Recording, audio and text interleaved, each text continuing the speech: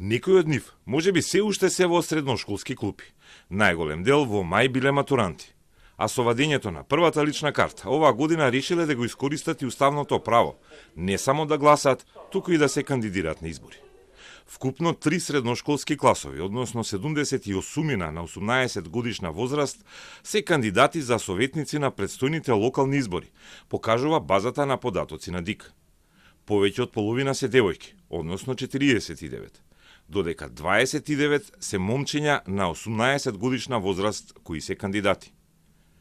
Иако поради законските обврски, партиите и коалициите треба да ги исполнат сите кандидатски позиции на изборните листи, а сите се над 10, најмладите порано често беа ставани на последните, недобичнички позиции.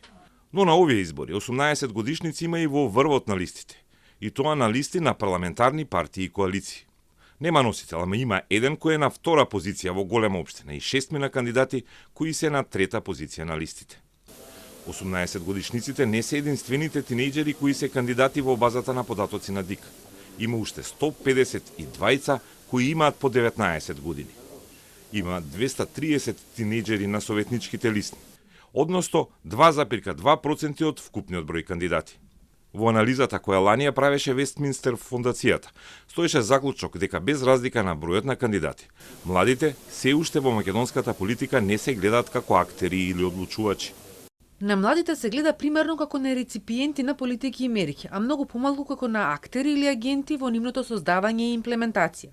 Поконкретно, на младите најчесто им се доделува пасивна улога и не се предвидени услови за повисок степен на нивна вклученост во процесот на одлучување, што би им овозможил директно да влијаат на политиките и мерките што ги засегаат. Токму тоа го покажува бројот на млади кандидати за градоначалници.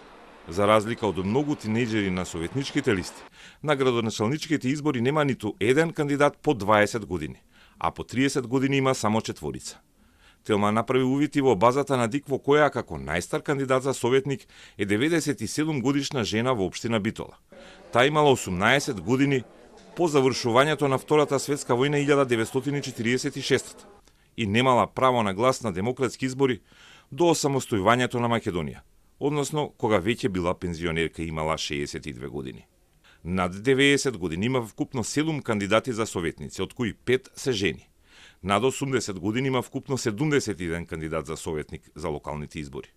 Толку возрастни и искусни нема на кандидатските листи за градоначалници. Најстара е кандидатка за Скопска општина која има 79 години, а уште 5 мажи се борат за градоначалничка позиција на возраст над 70 години.